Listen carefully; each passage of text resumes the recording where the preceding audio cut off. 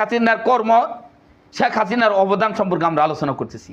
আত্মাহারি পত্রিকা জুন 2013 ইঙ্গিত আসছে, সঙ্গীত শিল্পী সানজিদা খাতুনের প্রাক্তন স্বামী ওহিদুল হকের মৃত্যুর পর তার লাশ সামনে রেখে 3 ঘন্টা রবীন্দ্রসঙ্গীত পরিবেশন করা হয়। এবার বলেন, মারা যাওয়ার পরে রবীন্দ্রসঙ্গীত গায়, তা আপনি মরার সময় তো জয় বাংলা বলবেনি, জয় বঙ্গবন্ধু বলবেনি। শুনেন, আল্লাহ পাক যে আপনাদের উপরে যে বেজার হয়েছেন, আল্লাহ পাক যে অখুশি হয়েছেন, তার নমুনা দেখেন। এখন আপনারা কি না করছেন। ইসলাম, আমরা মুসলিম, মুসলিমদের স্লোগান থাকবে নারে তাকবীর আল্লাহু আকবার, লিল্লাহি তাকবীর আল্লাহু আকবার, আল্লাহর নাম থাকবে। সেখানে আপনার জয় বাংলা, জয় বঙ্গবন্ধু শুরু করে দিলেন। এখন কি স্লোগান দিবেন আপনারা? এখন তো জয় বাংলাও নাই, জয় বঙ্গবন্ধু নাই, জয় বঙ্গবন্ধু ক্ষয় বঙ্গবন্ধু কইেন, জয় বাংলা ক্ষয় বঙ্গবন্ধু। কি দিবেন এখন? এটা দিবেন? এগুলো কি? এগুলো কি ঠিক? জয়ের মধ্যে আমার কোনো লাভ আছে? আল্লাহু আকবার বলতে একটা অক্ষরের বদলে 10টা করে নাকি পাবেন আপনি? আপনি করেন, আপনার দল করবেন, তাই বলে এই সুযোগটা হারাবেন কেন? যে সুযোগটা আমাদের জন্য আছে, কোরআন হাদিস দ্বারা প্রমাণিত আল্লাহু আকবার ধ্বনি, আল্লাহু আকবার তাকবীর দেওয়ার, সেটা আপনি দেন না কেন? আপনার মরার আগেও 2 জন ব্যক্তির মুখ থেকে শুনছি, তারা একজন নাকি জয় বাংলা জয় বঙ্গবন্ধু মারা গেছে। জয় বাংলা জয় বঙ্গবন্ধু এই কথাটি বলেই মৃত্যুর কোলে ঢলে পড়লেন একজন মুক্তিযোদ্ধা। আরেকজন আশা পোষণ করছে আমি যেন জয় বাংলা জয় বঙ্গবন্ধু বলে মারা যায়। নাউযু বিল্লাহি মিন যালিক। যেন আল্লাহ এই জয় বাংলা বলেই যেন আমার মৃত্যুবরণ হয়। কি কাফির কুফরি না? এটা কি মুসলমান? এর মুসলিম বলা যাবে? এদেরকে মুসলিম বলা যাবে না। আপনাদের তো এগুলো থেকে আপনারা উঠে আসছেন।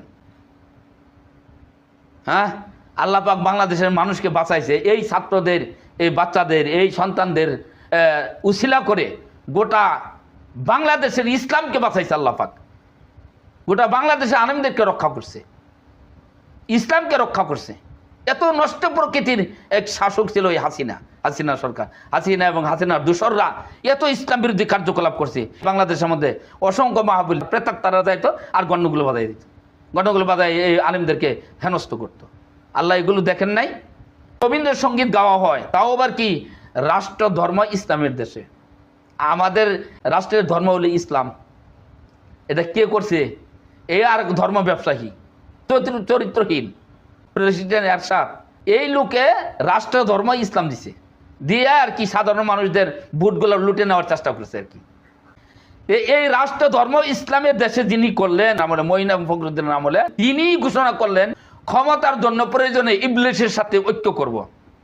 আমার দেশ পত্রিকা, ক্ষমতার জন্য প্রয়োজনে ইবলিসের সাথে ঐক্য করব। ক্ষমতাটাই আগে দরকার।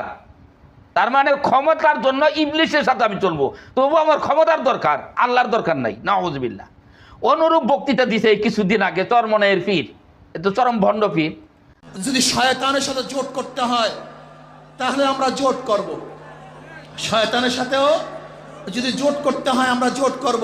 জামাতি ইসলামী একটা মোটামুটি ভালো দল, কিন্তু দুঃখজনক হলেও সত্য যে জামাত ইসলামের একটা অভ্যাস এত খারাপ। এই যে সাংবাদিক ইলিয়াস খুব সুন্দর বলছে, এই বাংলাদেশের মধ্যে একটা ভ্রষ্ট নষ্ট পীর হলো চরমনাই। এই কয়েকদিন পরে দেখলেন জামাতের লোকেরা চরমানের কাছে দৌড় পারে, চরমানের পিছনে দৌড় পারে, চরমানের কোনো পাত্তা দেয় না এদেরকে। জামাত একটা সুপ্রতিষ্ঠিত একটি দল, ক্যাডার ভিত্তিক দল, কারো না দাঁড় দাঁড়লেও তাদের চলবে। আমরা চরমানের কোনো দলই না এগুলো জামাতের সামনে। চরমানাই জামাতের কোনো মূল্যায়ন করে না, এরপর জামাত কদিন পরে পরে তাদের পিছনে যায় হাতে পেয়ে ধরে। এই জামাতের এটা একটা নিকৃষ্ট একটা চিন্তা, নিকৃষ্ট একটা স্বভাব, নষ্ট স্বভাব। এদের গায়ক গায়িকা এরা খালি খালি খুদা খুদা খুদা খুদা দাও, খুদা দাও, হেতাই পূর্ণ ইসলামী সমাজ। হ্যাঁ, এটা কি? দাও খুদা দাও, দাও খুদা দাও, তোমাদের মুখ দিয়ে আল্লাহ আসে না? এই জামাত ইসলামের এই যে এগুলো তো খুবই খারাপ। হ্যাঁ, আমাদের বাংলাদেশে প্রথমও ছিল খুদা হাফেজ, মাঝখানে আবার আল্লাহ হাফেজ চালু হলো। হঠাৎ করে এখন আল্লাহ হাফেজ নাই, এখন শুরু হয়ে গেছে আবার খুদা হাফেজ। কেন? মানে আল্লাহর জাতগত নাম, সত্তাগত নাম আল্লাহ, কোরআন হাদিস দ্বারা প্রমাণিত। আল্লাহর জাতির নামের সাথে চ্যালেঞ্জ করে খোদা নিয়ে আসলেন কেন? আবার খোদা নাম কি কোরআন হাদিস দ্বারা সাবেক? একটা বানোয়াটি নাম, যে নামের ভিতরে আছে শিরক, সেই নামটা আপনি আল্লাহর জাতি নামের সাথে চ্যালেঞ্জ করে খোদা নিয়ে আসছেন, এখন খোদা হাফেজ। এই সরকারের আমলে, ফখরুদ্দিনের আমলেও বা আওয়ামী আমলেও দুইবার করেই আল্লাহ রসুল সাল্লাল্লাহু আলাইহি সাল্লামকে কটাক্ষ করে কার্টুন ছাপা হয়েছিল, কোনো অ্যাকশনে যায় নাই। কিন্তু শেখ হাসিনার কার্টুন প্রকাশ করলে অথবা শেখ মুজিবের বিরুদ্ধে কিছু কথা বলে সাথে সাথে জেল। আর আল্লাহ রসুল সাল্লাল্লাহু আলাইহি সাল্লাম কোরআন হাদিস নিয়ে কটূক্তি করার পরও তারা কি মুক্ত? আল্লাহ এগুলো দেখেন নাই? দেখছেন। এই হলো আপনাদের সরকারের কাহিনী। আর আমাদের দেশে আরেকটা আছে সালাফি, মাদখালি সালাফি, এরা তো সেগুলোর জন্য জীবন দিয়ে দেয়, হাসিনার জন্য তো জীবন দিয়েই দিছি। দেখছেন এত কিছু ঘটলো, এই নব্য সালাফিদেরকে আমরা পাই নাই। এই সালাফিদেরকে আমরা, এই যে মাদখালি সালাফিদের কোনো বক্তৃতা শুনিয়ে নাই। জানেন যাবেন কোন দিক দিয়ে? শাহবাগ আন্দোলন, দৈনিক আমার দেশ 19শে ফেব্রুয়ারি 2013। আপনারা জানেন রাজীব নামক একজন নাস্তিক, তিনি রাসূলুল্লাহ সাল্লাল্লাহু আলাইহি সাল্লাম সম্পর্কে আলোচনা করতে যেয়ে বলেন, ব্যঙ্গ করতে যেয়ে বলেন যে খাদিজার স্যান্ডেলের জুতার বাড়িতে মুহাম্মদের পৃষ্ঠদেশে মহরে নবুয়ত হয়। মহরে নবুয়ত রাসূলুল্লাহ সাল্লাল্লাহু আলাইহি ওয়াসাল্লাম পৃষ্ঠদেশে ছিল, এটা নাকি খাদিজার রাদিয়াল্লাহু আনহার স্যান্ডেলের বাড়িতে হয়েছে। নাউযু বিল্লাহি মিন যালিক। এই সমস্ত আজে বাজে অনেক কথা বলার পরে কোনো জঙ্গি অথবা কেউ না কেউ তাকে হত্যা করছে। হত্যা করার পরে আর দেরি নাই, একেবারে সাথে সাথে শেখ হাসিনা দৌড়ে গেছে। তারপরে যে শেখ হাসিনার ছেড়ে জয়, তারপরে মন্ত্রী পরিষদ দৌড়ে গেছে তার বাড়িতে। প্রকৌশলী ব্লগার রাজীব হায়দার শুক্রবার রাতে মুখোশধারী সন্ত্রাসীরা তাকে নৃশংসভাবে কুপিয়ে হত্যা করে।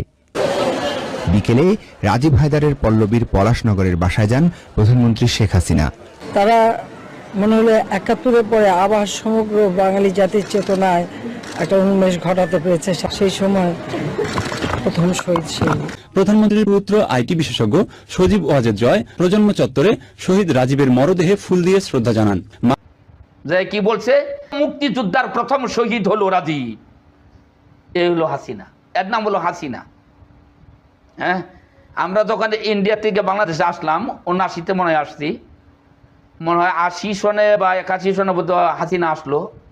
হাসিনা আসার পরে আমাদের ওই ছোট্ট একটা বাজার ছিল, সন্ধ্যের বাজার, ওখানে গেছি।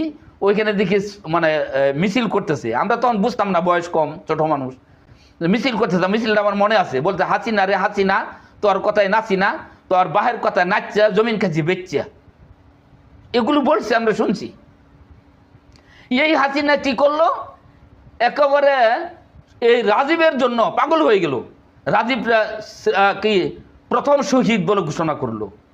শুধু কি তাই, যে হুমায়ুন আজাদ বাংলাদেশের মধ্যে সবচেয়ে বড় নাস্তিক, এই হুমায়ুন আজাদের জন্য হাসিনার কান্নাকাটি। কি যে কান্নাকাটি! আল্লামা সাঈদী কেন তার বিরুদ্ধে কথা বললো, এটা হলো আল্লামা সাঈদীর ভুল। এর জন্য সাঈদীর জেলখানায় নেওয়া, রিমান্ডে নেওয়া, শেষ পর্যন্ত সারা জীবন জেলে ঢুকানো, কত কিছু ঘটলো। আহারে আল্লাহর মজলুম বান্দা, আল্লাহু আকবার। এই হুমায়ুন আজাদ তার একটা বই আছে, পাকসার জমিন সাতবাদ। এই বইয়ের একটু অংশ, সব বলা যাবে না, নিকৃষ্ট ভাষা। আমি 2টা লাইন পড়ছি, গ্রন্থের কিছু নমুনা তুলে ধরা হলো। আমি হুমায়ুন আজাদ বলছিলাম, হাত দিয়ে দেখো তোমার 2 রানের মাঝখানে কি আছে, কি ঝুলছে। ওরা বলে হুজুর আমাদের ড্যাশ ড্যাশ, ওইটা চালাতে হবে, মালাউন মেয়েগুলোর পেটে মুমিন মুসলমান ঢুকিয়ে দিতে হবে, জিহাদের এটাই নিয়ম। নাউযুবিল্লাহ। এটা একটা সিম্পল বললাম, ড্যাশ ড্যাশ ড্যাশ, ও তো বলা যাবে না। এত নিকৃষ্ট ভাষা, ইসলামকে নিয়ে, মুসলিমকে নিয়ে, পরে ফাতেমা রাদিয়াল্লাহু আনহাকে নিয়ে, সাহাবীদেরকে নিয়ে, রাসূলকে নিয়ে এত নিকৃষ্ট ভাষায় তিনি এই বইয়ের মধ্যে লেখালেখি করছেন। এরপরও আমাদের দেশের বুদ্ধিজীবীরাও কিছু বলেন না, সেকুলাররাও কিছু বলেন না। সাঈদী বলছে, এর জন্য আল্লামা সাঈদীর দোষ হয়ে গেছে। আর শেখ হাসিনা এই ব্যক্তিটার জন্য মায়া কান্না শুরু করে দিছে। কি সেই মায়া কান্না, কঠিন মায়া কান্না।